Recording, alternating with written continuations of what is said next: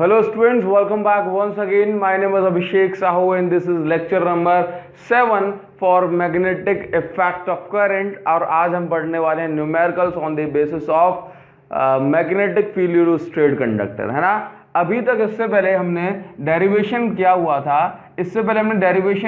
था magnetic field निकालने के लिए कि किसी स्ट्रेट कंडक्टर का करंट कितनी बनेगी। तो आप यहाँ पे लिख लें numerical on the basis of straight conductor,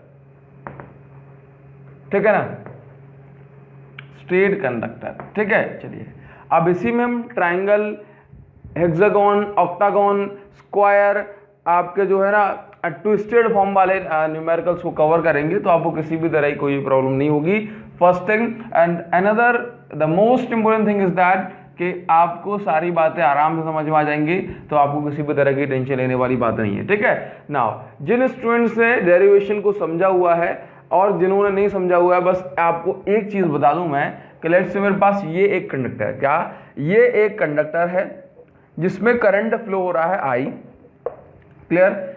इस कंडक्टर में करंट फ्लो हो रहा है आई, तो ये अपने अराउंड मैग्नेटिक फील्ड बनाएगा। हमने कहा ये कंडक्टर इस पॉइंट पे कितनी मैग्नेटिक फील्ड बनाएगा, तो क्या करेंगे, पूरा डेरिवेशन नहीं करा रहा हूं मैं आपको, बस जो छोटी चीज है वो बता रहा हूं, ठीक है। तो हमने सबसे पहले इस कंडक्टर से एक डिस्टेंस को ले ली, ठीक है।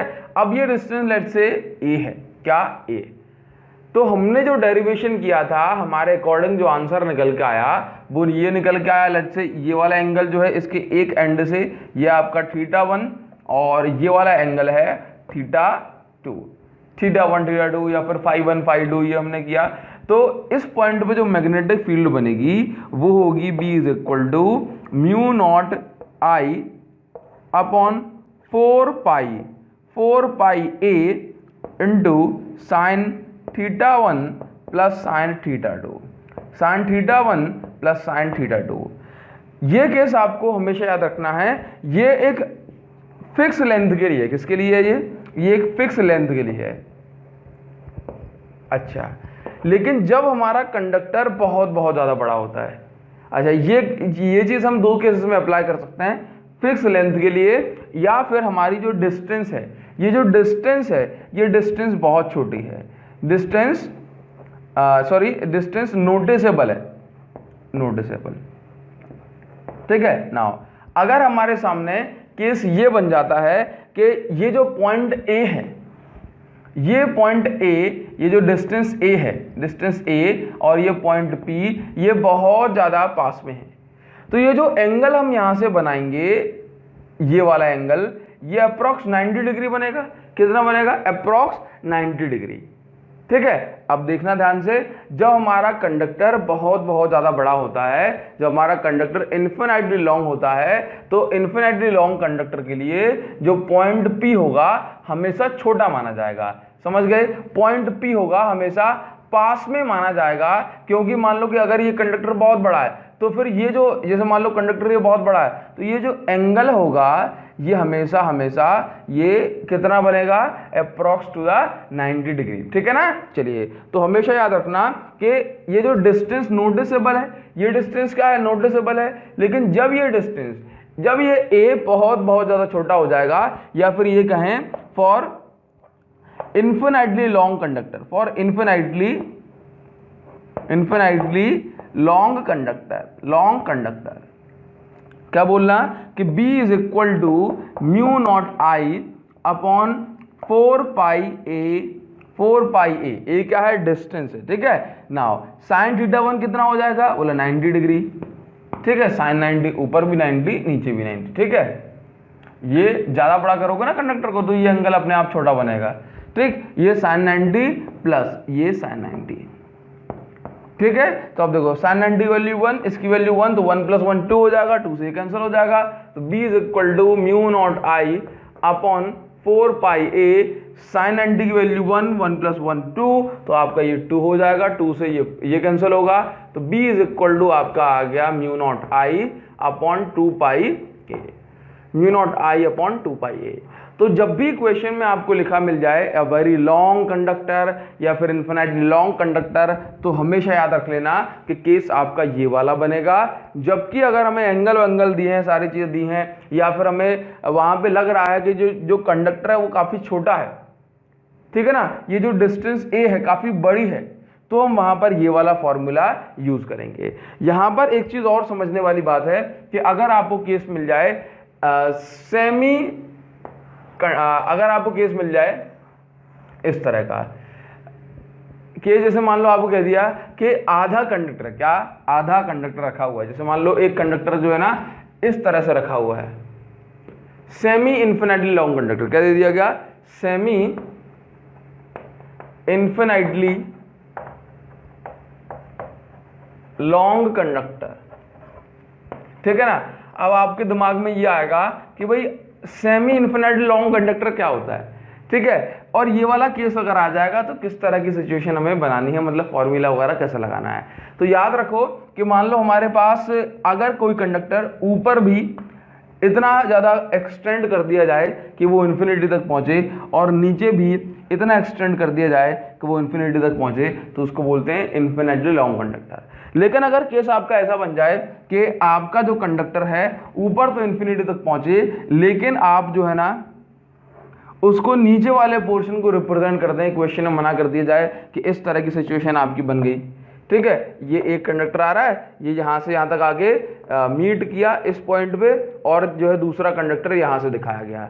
तो जब सेमी इन्फिनिटली लॉन्ग, ये तो देखो इन्फिनिटी से आ रहा था, हमने इसको भी एक्सटेंड नहीं कराया इन्फिनिटी तक, हमने क्या बोला, सेमी इन्फिनिटली लॉन्ग कंडक्टर का जब केस कंसीडर किया जाएगा, हमेशा याद रखना जब semi infinite long conductor case consider किया जाएगा तो यहाँ पर जो है केवल एक ही एंगल को 90 डिग्री माना जाएगा, दूसरे वाले एंगल को θ1 कंसीडर करना पड़ेगा, मतलब गिवन वैल्यू कंसीडर करनी पड़ेगी, ठीक है। जैसे मान लो अगर मैं इसके लिए बात करता हूँ भाई सेमी इन्फिनाइट लॉन्ग कंडक्टर है, अगर आप यहाँ से देखेंगे तो एक एंगल तो जो है 90 डिग्री बन जाएगा, एक एंगल तो 90 डिग्री बन जाएगा, ठीक है, जबकि दूसरा एंगल 90 डिग्री नहीं बनेगा। अच्छा, ये जो है ना ये 90 डिग्री नहीं बन रहा है, जैसे मान लो अगर ये पॉइंट बहुत ज़्यादा क्लोज है तो ये अप्रॉक्स 90 डिग्री बनने लगता है फिर, ठीक है। तो याद रखना, आपको बस एक बात याद रखनी है कि जब भी सेमी इन्फिनाइट लॉन्ग कंडक्टर का केस आएगा, आपको B is equal to mu not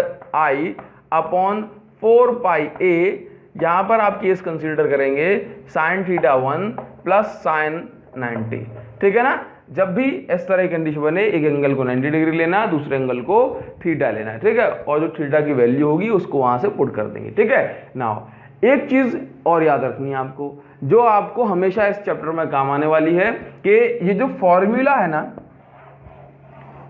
इस फॉर्मूले में दिए गए टर्म्स में से जो कंफ्यूजिंग टर्म होता है वो होता है आपका,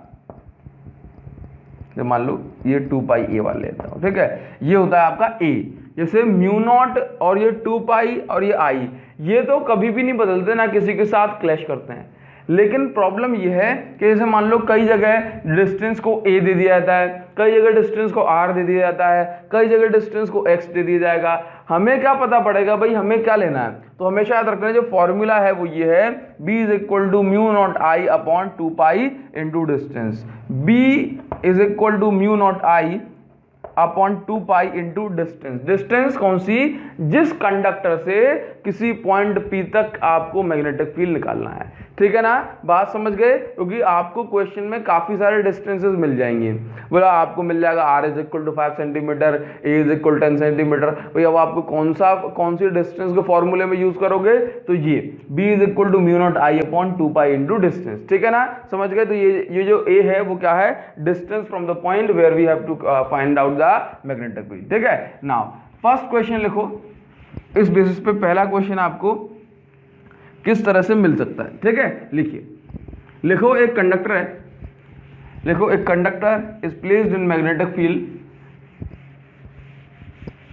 वन सेकेंड, देखिए फर्स्ट क्वेश्चन लिख लो, एक कंडक्टर है जो कि मैग्नेटिक फील्ड में प्लेस है, क्लियर है। A conductor is placed in, a conductor is placed in uniform magnetic field, uniform external magnetic field, external magnetic field, clear है, ठीक। पैरेलल, ठीक है, ए करंट, देखिए a current of 30 ampere is flowing in it, is flowing in it parallel to magnetic field, ठीक है। जो current flow की direction है वो उसी डायरेक्शन में है जिस डायरेक्शन में मैग्नेटिक फील्ड फ्लो हो रही है, ठीक है। नाउ एक्सटर्नल मैग्नेटिक फील्ड जो हमें दी गई है इसकी वैल्यू आप लिख लें 4 × 10⁻⁻⁴ टेस्ला, क्लियर है। हमें निकालना है कि अब देखो फाइंड मैग्नेटिक फील्ड, फाइंड, अच्छा ऐसा बोलूं, find net magnetic field 2 centimetre away from the wire, away from the wire और कंडक्टर, ठीक है। बात समझ पा रहे हो, बात समझ पा रहे हो। देखो क्वेश्चन में ये कहा गया है कि हमारे पास कोई एक कंडक्टर है, हमारे पास कोई एक कंडक्टर है जो कि एक्सटर्नल मैग्नेटिक फील्ड में रखा हुआ है। लेट्स से ये हमारे पास कंडक्टर है, ये रखा हुआ है एक्सटर्नल मैग्नेटिक फील्ड में, और मैग्नेटिक फील्ड की डायरेक्शन भी क्या बताई है कि जिस डायरेक्शन में करंट फ्लो हो रहा है उसी डायरेक्शन में मैग्नेटिक फील्ड है, that means both are parallel to each other. Now अब जरा सोच के देखो, यहां पे हमें कैलकुलेट करनी है magnetic field 2 centimetre away from the conductor, है ना। कंडक्टर से 2 सेंटीमीटर की दूरी पर हमें मैग्नेटिक फील्ड फाइंड आउट करनी है। तो देखो यहां पे क्या करेंगे कि डिस्टेंस 2 सेंटीमीटर कौन सी वाली लेनी है, क्या डिस्टेंस 2 सेंटीमीटर यहां पे लेंगे या फिर यहां पे लेंगे, ऊपर लेंगे या नीचे लेंगे। तो हमारा आंसर है कंडक्टर के ऊपर ले लो या नीचे ले लो। क्यों? क्योंकि मैग्नेटिक फील्ड जो बनाता है कंडक्टर वो कैसे बनाता है, वो इसी तरह से बनाएगा, मतलब ऐसे बनाएगा ना, मतलब ऊपर बनाएगा नीचे बनाएगा, एक इसके चारों ओर बनाता है, यहां तो नहीं बनाएगा ना, ठीक है। नाउ तो हमने क्या किया कि लेट्स से जो है इसकी द्वारा बनाई जाने वाली मैग्नेटिक फील्ड नीचे ले ली, ठीक है। नाउ ध्यान से देखो, इसके द्वारा बनाई जाने वाली मैग्नेटिक फील्ड कैसे होगी, राइट हैंड थंब रूल से पता किया हमने, बोला ये वायर है, करंट फ्लो हो रहा है, ये मैग्नेटिक फील्ड होगी राइट हैंड थंब रूल से अंदर की साइड, ठीक है। नाउ तो हमने ये कर दी अंदर की साइड, क्लियर है। तो इसके द्वारा बनाई जाने वाली मैग्नेटिक फील्ड अंदर की साइड होगी, that means into the plane of paper. इसने मैग्नेटिक फील्ड बनाई into the plane of paper, ठीक। और ये जो पहले से दी हुई मैग्नेटिक फील्ड है ये कहां है, बोला ये है इस साइड। बात समझ पा रहे हो, इसने मैग्नेटिक फील्ड बनाई, इसकी खुद की मैग्नेटिक फील्ड बनेगी यहां पर into the plane of paper, और जो पहले से मैग्नेटिक फील्ड यहां पर है जिसको हम एक्सटर्नल मैग्नेटिक फील्ड बोल रहे हैं वो ऐसे है, क्लियर। तो जो एंगल बन रहा है, जो एंगल बन रहा है वो कितना है, वो दोनों के बीच में 90 डिग्री है, कितना, 90 डिग्री है, ठीक। तो अगर मैं ऐसा बोल दूं कि एक्सटर्नल मैग्नेटिक फील्ड को मैंने बोला B1 = 4 × 10⁻⁴ टेस्ला, ठीक है। और इसके बाद जो B2 है, B2 का मतलब क्या, ये कितनी मैग्नेटिक फील्ड बना रहा है। तो मैं पहले ऐसा बोल दूं कि B1 और B2 आपस में म्यूचुअली परपेंडिकुलर हैं, क्लियर है। नाउ अब B2 की बात करेंगे तो B2 ये कितनी मैग्नेटिक फील्ड बना रहा है, तो ये बन जाएगी आपकी μ0I/4 पाई।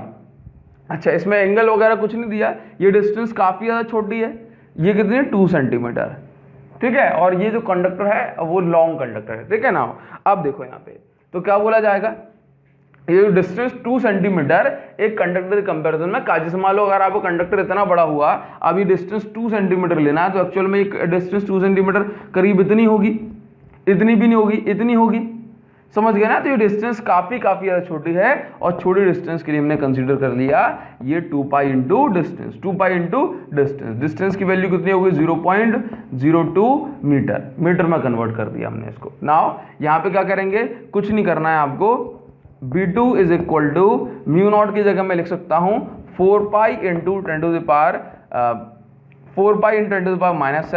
इंटू करंट फ्लो हो रहा है 30 एम्पियर का। नाउ अपॉन में दिया है 2 पाई इंटू 0.02, 2 पाई से ये कैंसिल हो जाएगा, इसके बाद यहाँ पे 2 0 आ जाएंगी, ये कैंसिल हो गया, आपका बचेगा 15 और ये 1500, क्लियर है। ना। तो मैं यहाँ पे ऐसा बोल सकता हूँ कि B2 की जो वैल्यू आ रही है वो आ रही है आपकी, ओके, B2 की जो वैल्यू आ रही है वो आ रही है आपकी 3, ये आपका 15 to the 30 और ये 3 0 इंटू 10 to the power -7 और ये B2 की जो वैल्यू हो गई वो हो गई आपके सामने ये 3 into 10 to the power -4 Tesla. ये B2 की वैल्यू हो गई ना। आपको ये बात समझ में आई? अब यहाँ पर देख रही है हमें रिजल्टेंट मैग्नेटिक फील्ड कितनी बनेगी। देखो अब आपको ये चीज़ क्लियर हो जानी चाहिए कि जो B2 है, B2 अंदर की साइड है, कितनी है 3 into 10 to the power -4 Tesla और B1 इस साइड है, 90 डिग्री बना रहे हैं। तो जब दो फील्ड्स के बीच में एंगल बनेगा 90 डिग्री, तो इस पॉइंट पर रिजल्टेंट मैग्नेटिक फील्ड निकालने के लिए हमें सिंपल एक काम करना पड़ेगा कि हम जानते हैं कि resultant magnetic field B is equal to आपका, क्योंकि दोनों वेक्टर हैं तो B1 square plus B2 square A1 square plus A2 square plus 2AB cos theta, तो B1 square plus B2 square plus 2B1 B2 cos theta, और cos theta की value कितनी 90 degree, तो cos 90 हो जाएगा आपका 0। क्लियर है इतनी बात? तो B is equal to B1 square plus B2 square root के अंदर होगा और यही आपका सॉल्यूशन हो जाएगा। जब हम सॉल्यूशन करेंगे तो हमारा आंसर क्या निकल के आ जाएगा। B1 की वैल्यू है आपकी, B1 की वैल्यू है 4 into 10 to the power -4 Tesla, ठीक है, इसका स्क्वायर हो जाएगा प्लस इसकी वैल्यू कितनी है 3 into 10 to the power -4 Tesla, इसका स्क्वायर हो जाएगा। क्लियर है? चलिए, तो अगर हम इसको सॉल्व करेंगे तो हमारा आंसर कितना आ जाएगा, इसको देख लेते हैं। चलिए, तो अगर हम इसको सॉल्व करें तो आंसर कितना आ जाएगा भाई, 4 तो बाहर निकल जाएगा और ये आपका 3 भी बाहर निकल जाएगा। ठीक है, तो कोई दिक्कत नहीं इसमें। ये आ रहा है आपका 4 और 16 और ये आपका 3 3 9, तो ये 25 हो जाएगा।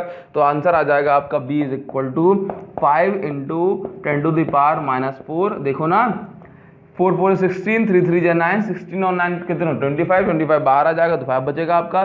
ठीक है, और 10 to the power -4 का होल स्क्वायर है ये, तो आपका आंसर हो जाएगा 5 into 10 to the power -4 Tesla. Clear है? तो ये आपका पहला क्वेश्चन बन जाता है। इस तरह से नोट करना चाहते हो नोट कर लो, बाकी इसमें कुछ नहीं है। ठीक है, हटा दें इसको, हटा दें। नाउ सेकंड क्वेश्चन में आपको, अच्छा एक चीज और मैं आपको बताना भूल गया कि इसमें जो क्वेश्चंस बनने वाले हैं आपके, वो कुछ 2-3 टाइप के क्वेश्चन बनते हैं। ठीक है, इसके बाद जो एडवांस और भी ज्यादा क्वेश्चन होंगे वो हम आपको कराएंगे जब आपका इसमें एक और डेरिवेशन हो जाएगा, सर्कुलर कॉइल वाला। ठीक है ना, तो सर्कुलर कॉइल पर काफी एडवांस क्वेश्चन होते हैं। वैसे आज भी अच्छे क्वेश्चन हम देखेंगे ताकि आपके जो है ना कॉन्सेप्ट एकदम से क्लियर हो। ठीक है, चलिए, तो सबसे पहले मैं आपको क्लियर कर दूं कि इसमें कितने टाइप के केसेस बन सकते हैं और कितने टाइप के केसेस पॉसिबल हैं, जो कि हम पढ़ते हैं क्लास के अंदर। ठीक है, नाउ वेट अ मिनट। देखो यहां पर जो केसेस हमारे बनते हैं, एक होता है आपका इन्फिनाइटली स्ट्रेट कंडक्टर, है ना, इन्फिनाइटली स्ट्रेट कंडक्टर, मतलब आप ऐसा समझ लें कि स्ट्रेट कंडक्टर की बात कर रहा हूं, स्ट्रेट कंडक्टर। ठीक है ना। अब इसके बाद जो दूसरे केसेस होते हैं वो होते हैं आपके, जैसे स्ट्रेट कंडक्टर में ही आपको जैसे मान लो को थोड़ा टेढ़ा बेड़ा कर दिया। अच्छा देखो, जो आपका पहला केस है वो है आपका इन्फिनिटली स्ट्रेट कंडक्टर। दूसरा केस है आपका जैसे कि ट्राइंगल के फॉर्म में दे दिया जाए। किसके फॉर्म में? ट्राइंगल के फॉर्म में। तो आप मैग्नेटिक फील्ड कैसे फाइंड आउट करें किसी पॉइंट पर। इसके बाद आपको जो है ना हेक्सागोन के फॉर्म में दे दिया जाए, हेक्सागोन, स्क्वायर के फॉर्म में दे दिया जाए, ठीक है, ऑक्टागोन के फॉर्म में दे दिया जाए, तो आप किस तरह से मैग्नेटिक फील्ड को फाइंड आउट करेंगे, आज हम आपको ये सारी चीजें और बहुत सारी चीजें बताएंगे। क्लियर है? नाउ अब देखो इस क्वेश्चन में मतलब जो अगला जो हमारा क्वेश्चन बनता है वो कैसे बनेगा। ठीक है, तो मान लो आपको ये कंडीशन दे दी गई, let's say second number question है ये, आपके पास एक वायर है। ठीक है, यू हैव अ वायर, आप यहां पे लिख सकते हैं we have two wires, one in one wire current is flowing into the plane of paper,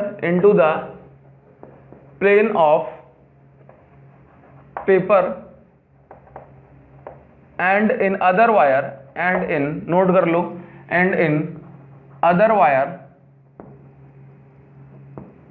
current coming out, current coming out of the paper, out of the paper.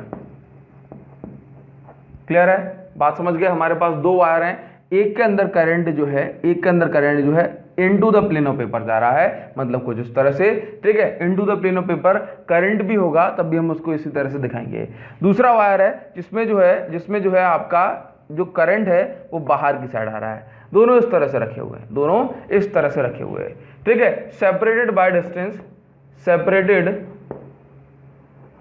Bye distance 6 centimetre, ठीक है।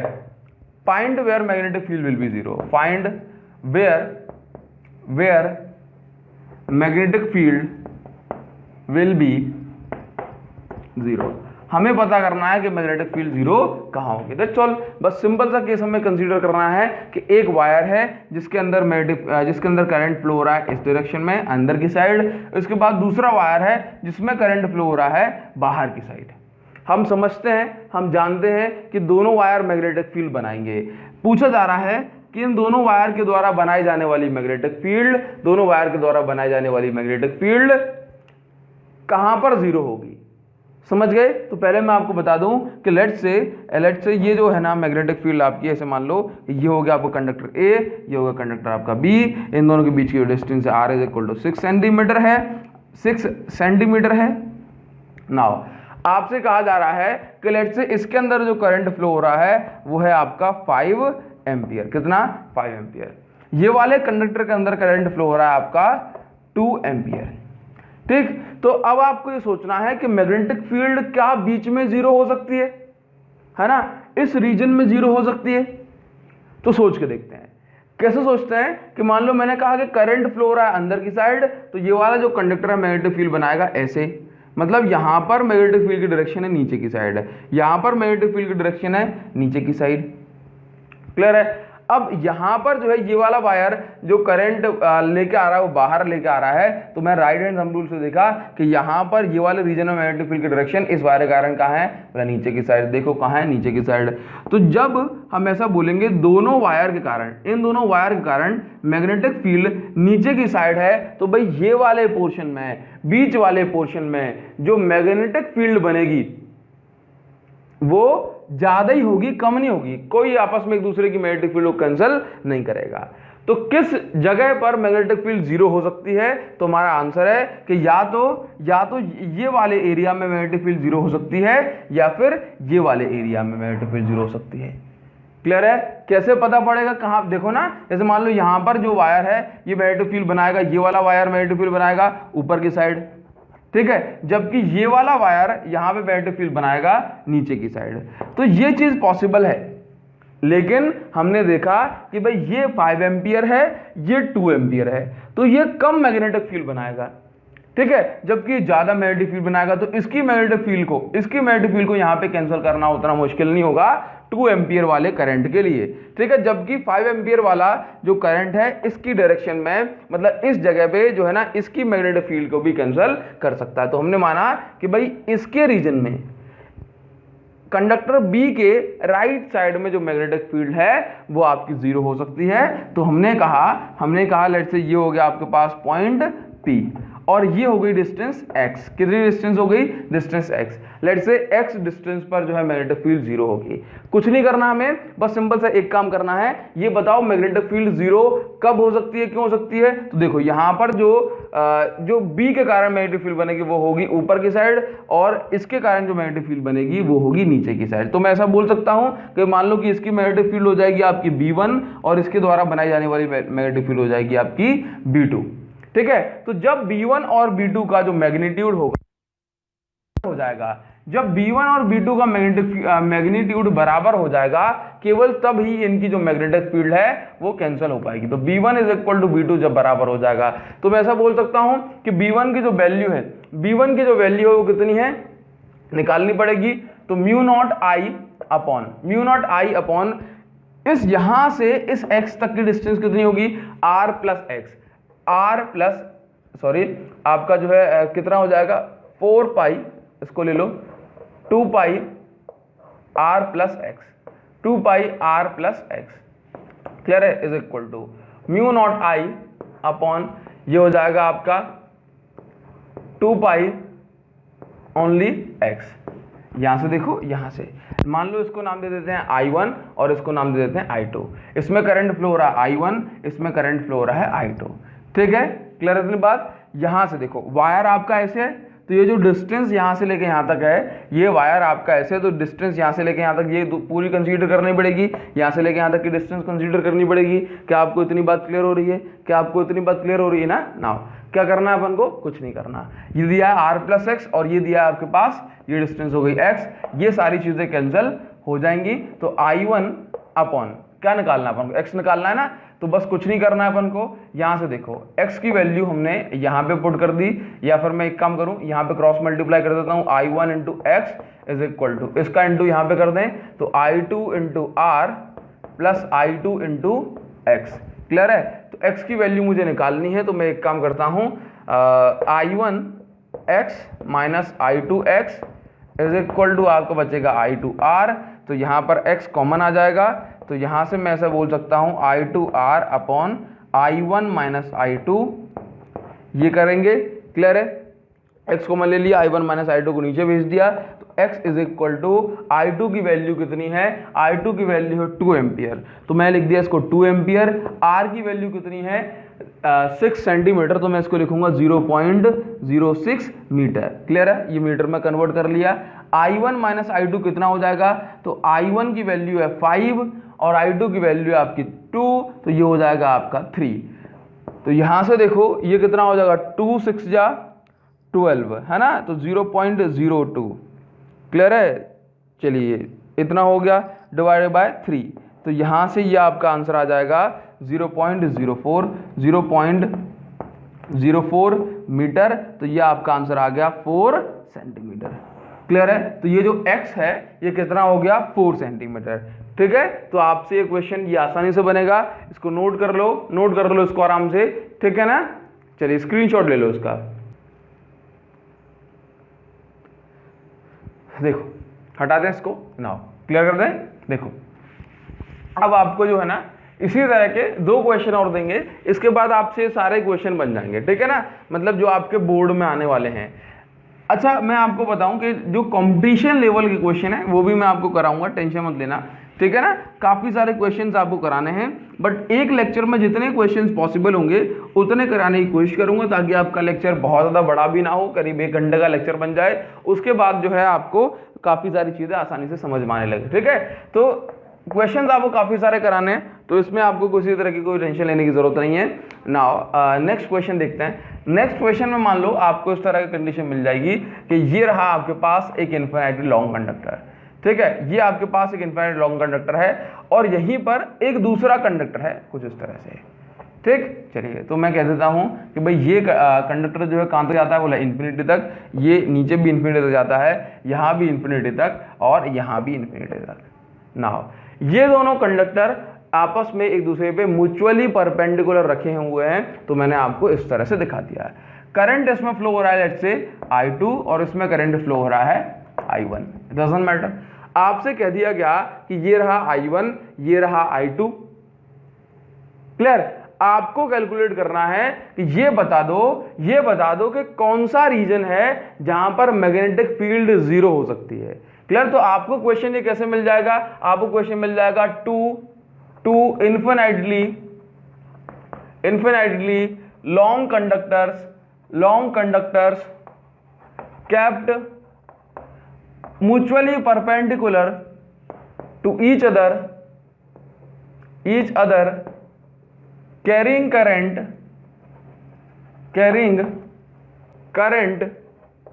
I1 and I2, find where magnetic field due to them will be 0। ये case आपका बनेगा तो आप इस question को कैसे करेंगे? तो देखो सिमिलर टेक्निक है क्वेश्चन को हैक करने की। तो आप सबसे पहले क्या करेंगे, आपने कहा भी ये हो गया I1, ये हो गया I2, तो पहले दिमाग लगा के देखो कि कहां पर मैग्नेटिक फील्ड जीरो हो सकती है। क्या मैग्नेटिक फील्ड यहां जीरो हो सकती है, यहां जीरो हो सकती है, यहां जीरो हो सकती है, यहां जीरो हो सकती है। Let's say we call it region number 1, ये हो गया रीजन 2, ठीक है। This is region number 3 and this is region number 4। Clear है? अच्छा देखो, ये वाला 4 बहुत दिनों बाद बना रहा हूं, बाकी यही वाला जो रोमन नंबर वाला तो पता नहीं, बनाना भूल ही गए थे काफी टाइम से। तो देखो यहां पर मान लो अगर मैं कहता हूं ये रहा I1 और ये रहा I2, तो अगर मैं देखता हूं भाई I1 के कारण जो फील्ड बनेगी वो अंदर की साइड बनेगी, I2 के कारण जो फील्ड बनेगी वो बाहर की साइड बनेगी। ये अंदर की साइड, बाहर की साइड, ऑपोजिट, ये अंदर की साइड, बाहर की साइड फील्ड तो आपस में एक दूसरे को कैंसिल कर सकती हैं। क्लियर? अगर करंट डिस्टेंस वगैरह बराबर हुई तो आपस में एक दूसरे को कैंसिल कर सकती हैं। यानी कि ये जो रीजन 1 है ये पॉसिबल फील्ड है जहां पर मैग्नेटिक फील्ड जीरो हो सकती है।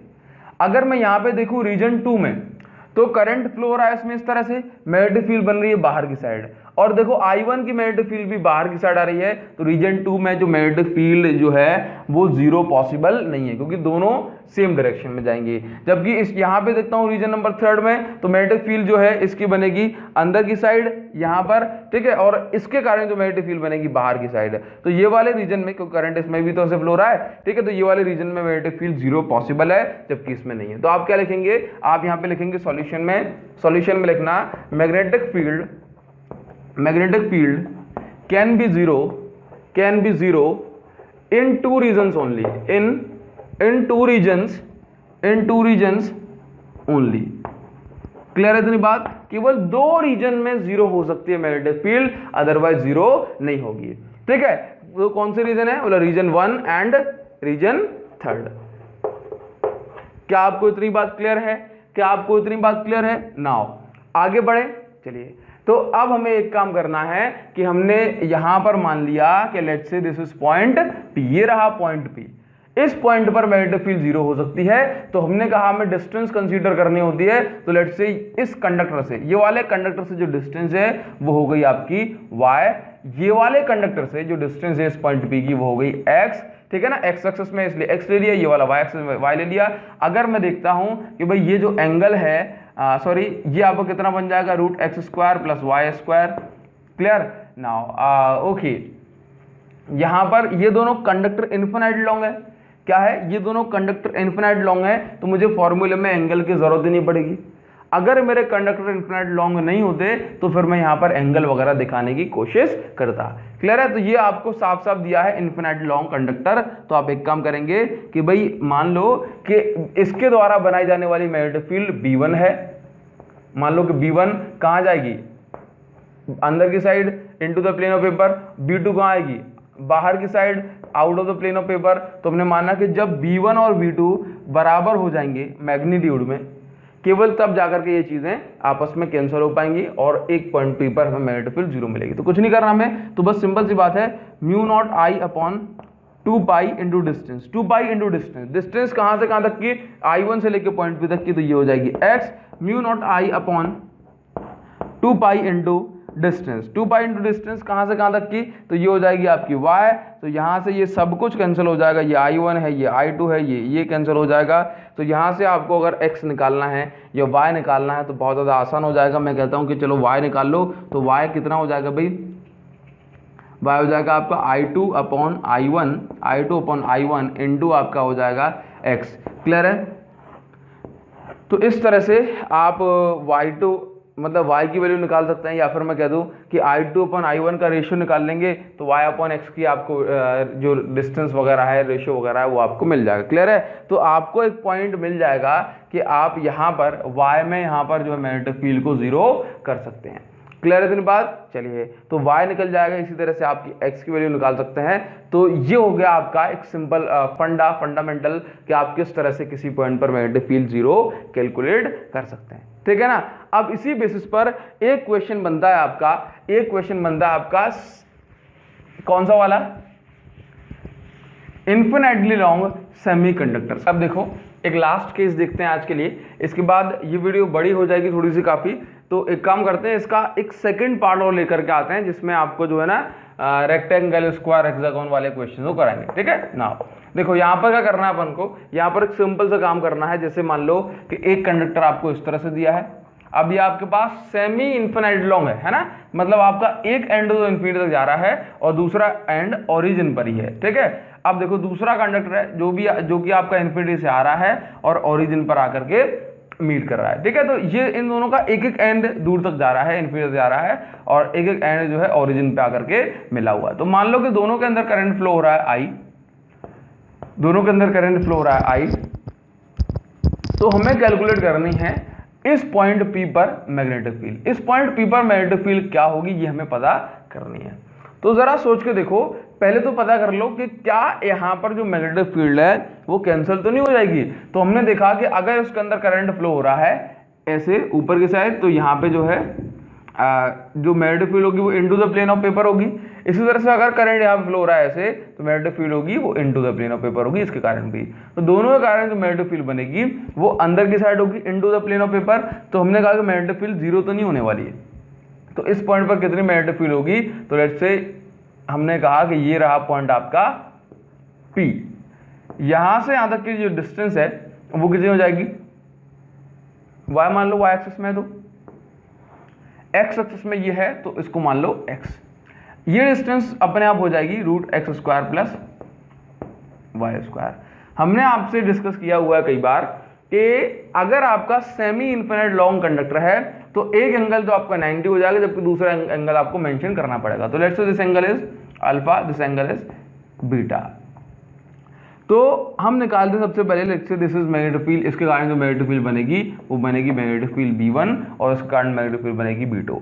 तो B1 कितना हो जाएगा, सबसे पहले तो मैं आपको बता दूं कि इस रीजन पे जो नेट इलेक्ट्रिक फील्ड होगी वो कितनी हो जाएगी, B is equal to B1 plus B2। इतनी हो जाएगी ना, क्यों हो जाएगी, क्योंकि दोनों into the plane of paper है, दोनों अंदर की साइड है। तो B1 की वैल्यू कितनी हो जाएगी, μ0I अपॉन 4πa मतलब डिस्टेंस, तो 4π इन डिस्टेंस, इससे डिस्टेंस कितनी हो गई, तो हमने कहा 4π into x, sine alpha plus sine 90, one angle will be 90 degree. तो B1 is equal to μ0I upon 4π into x sine alpha. Sine alpha कैसे निकालेंगे, तो ये अगर अल्फा है, ये 90 डिग्री है, तो ये आपका बेस दिखाई दे रहा है आपका, सॉरी साइन बीटा, I1 हमने इसको माना साइन बीटा। ठीक है, तो बेस आपको ये दिखाई दे रहा है, ये क्या है आपके पास ये है बेस, या हाइपोटेन्यूस या परपेंडिकुलर। तो साइन कितना होता है, परपेंडिकुलर अपॉन हाइपोटेन्यूस। तो अगर ये y है तो ये वाला ही y है, तो परपेंडिकुलर y अपॉन हाइपोटेन्यूस की जो वैल्यू है वो है आपका √x² प्लस y²। ठीक है, प्लस साइन 90 की वैल्यू 1 होती है, हम जानते हैं। इसी तरह से B1 हमने निकाल दिया, सिमिलरली हम B2 निकाल देंगे। तो B2 कैसे निकालेंगे, बोला B2 is equal to μ0I upon 4π into y into sine alpha. Sine alpha को हम क्या लिखेंगे, परपेंडिकुलर अपॉन हाइपोटेन्यूस। परपेंडिकुलर क्या है, बोला x, तो x upon √x² plus y² sign alpha plus sine 90, तो इसकी वैल्यू हो जाएगी 1। तो B2 भी आपको देखने को मिल गया। तो अगर आप इस पॉइंट P पर मैग्नेटिक फील्ड निकालना चाहते हैं तो आप सिंपल एक काम करें, इसको B को ऐड कर दें, B is equal to B1 plus B2, B is equal to B1 plus B2 अगर आप करते हैं तो आपको मिल जाएगा, मतलब B is equal to B1 की जो वैल्यू निकाली है आपने वो है μ0I अपॉन 4πx, और यहाँ पर ये दी है y upon √x² plus y² plus 1।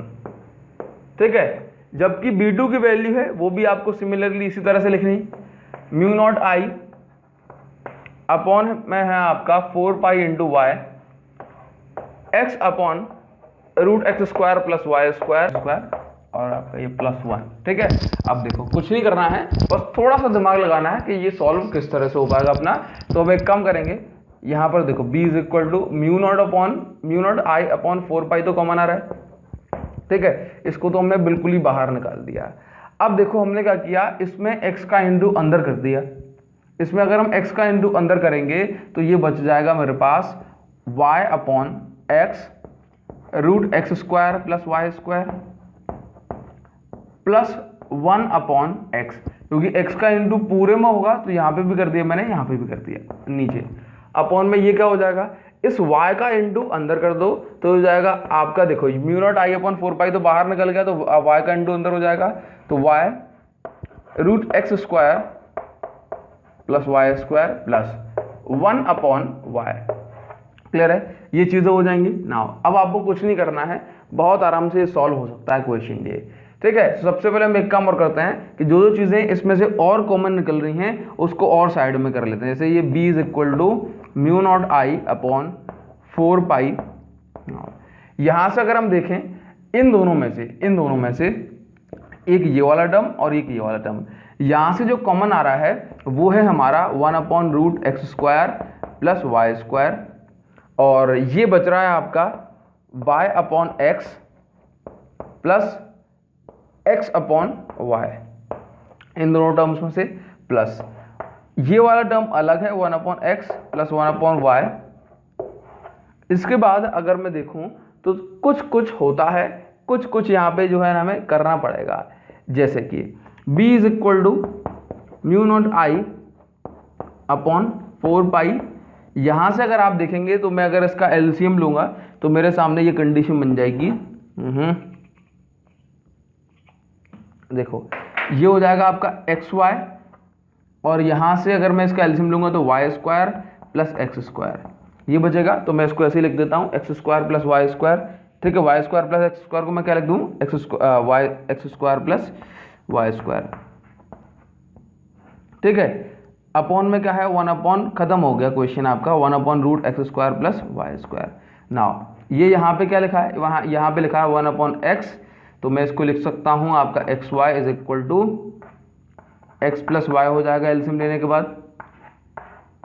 यहाँ पर अब कुछ नहीं करना मुझे, देखो एक काम हो सकता है यहाँ पर कि अगर मेरे पास 2 लिखा है तो मैं उसको रूट 2 इंटू रूट 2 लिख सकता हूँ। इसी तरह से मैं इसको लिखूंगा b is equal to mu naught upon 4 pi into, यहाँ पे देखो 1 second, root x square plus y square into root x square plus y square upon root x square plus y square into x y, ठीक है। देखो ये मैंने इन दोनों को इंटू में कर दिया तो मेरा आंसर वापस से ही आ जाएगा, लेकिन ये एक टर्म कैंसिल हो जाएगा, तो ये अपॉन में बचा प्लस आपका आ गया x plus y upon x y, ठीक है। तो आपका जो आंसर हो रहा है, जो आपका फाइनल आंसर हो रहा है वो आपका ये हो रहा है, देख लो एक बार, एक लास्ट स्टेप है, b इज इक्वल टू आपका आंसर हो गया म्यू नॉट आई